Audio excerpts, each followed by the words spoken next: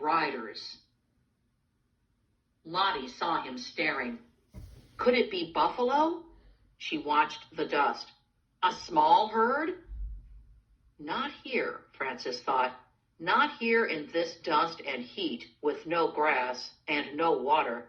Buffalo wouldn't be that stupid. Sure, it's buffalo.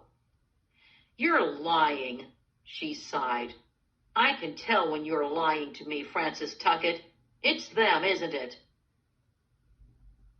Francis said nothing, but his mind was racing. So the riders were heading back eastward. But why would they be coming back so soon? Had they caught Grimes already? If so, they'd be looking for the children.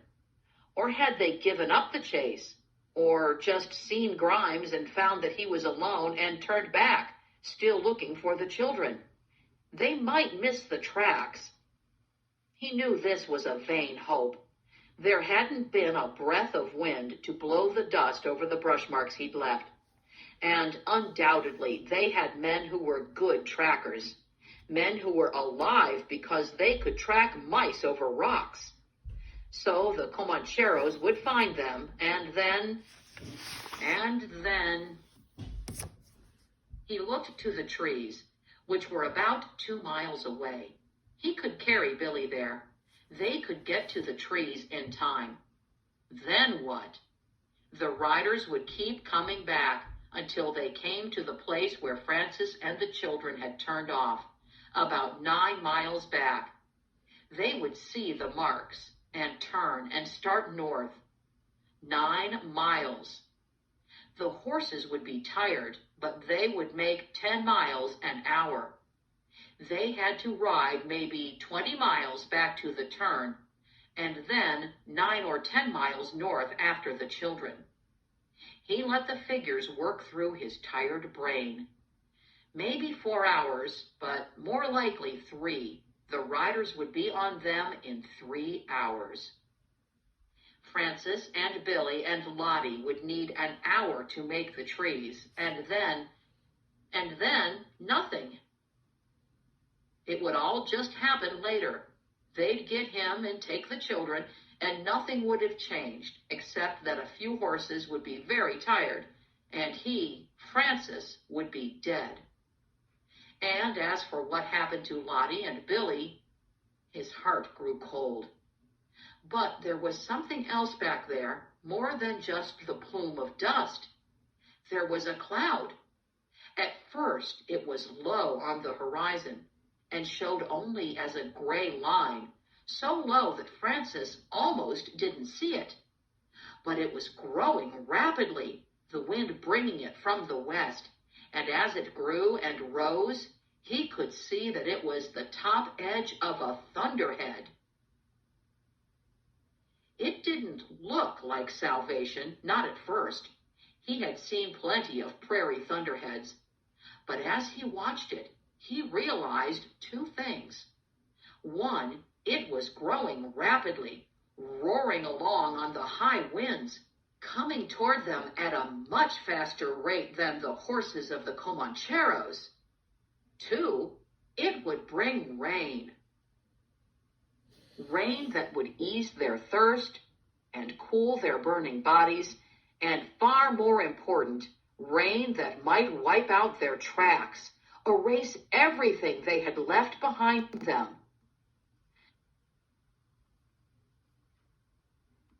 Still, it was a race, and nothing was sure.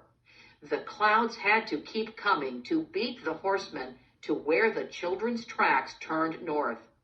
And it had to rain.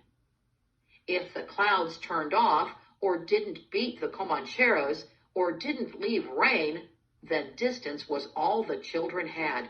They needed to get to the trees and build some kind of defense.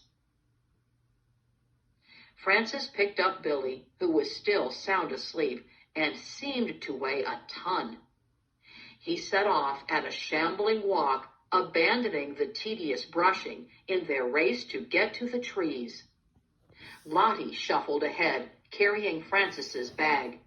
She was wearing a ragged shift so dirty it seemed to be made of earth.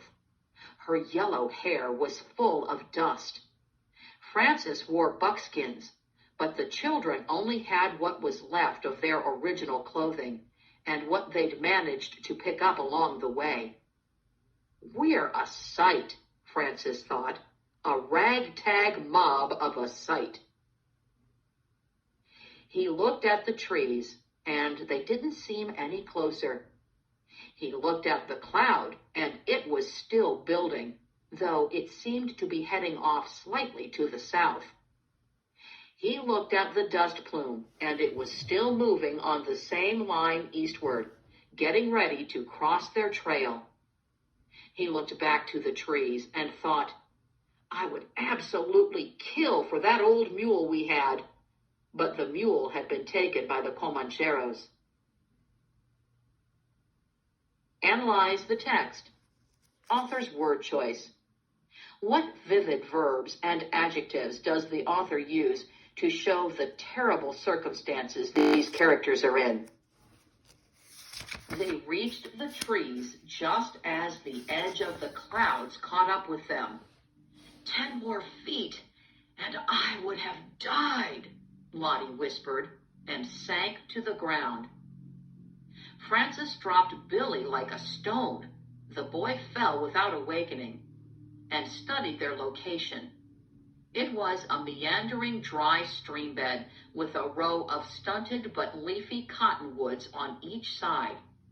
There were also stands of salt cedar, thick and green, and while no water was evident, the stream bed seemed moist. Frances knew there was water beneath the surface, or the trees would have been dead. Lottie, scoop a hole there at the base of that rock. You want to start digging? Why don't you just go ahead? I have more important things to do than scrape at the old ground. Water! Frances was so dry he croaked. Dig down and let it seep in. Oh, well, why didn't you say so? Lottie knelt by the rock and started digging in the loose sand with her hands. When she was down 2 feet, she yelped. Here it is, just like you said, coming in from the sides. Oh, Frances, it's so clear, come see. She scooped some up and drank it. Sweet as sugar, come try it.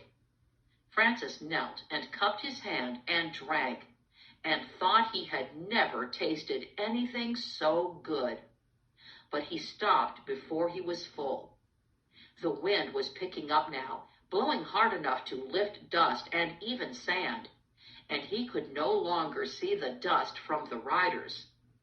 The wind was blowing at the coming thunderheads, and he smiled, because even if it didn't rain, there was a good chance the wind would fill in and destroy their tracks. By now, the thunderhead was over them, dark, so huge it covered the whole sky, and the wind had increased to a scream. Analyze the text. Figurative language. A metaphor is a description that compares one thing to another thing without using like or as. What metaphor does the author use on this page to describe the sound of the wind? Explain the metaphor's meaning. Over here, Frances yelled to Lottie, beneath this ledge. Incredibly, Billy was still asleep. Frances grabbed the boy and shook him until his eyes opened. Get over by that rock ledge. Everything is going to break loose. A bolt of lightning hit so close, Frances felt it ripple his hair. So close the thunder seemed to happen in the same split instant. And with it, the sky opened and water fell on them so hard it almost drove Frances to his knees. He had never seen such rain. There seemed to be no space between the drops. It roared down, poured down in sheets, in buckets. Frances couldn't yell, couldn't think, couldn't breathe. He held Billy by the shirt and dragged him in beneath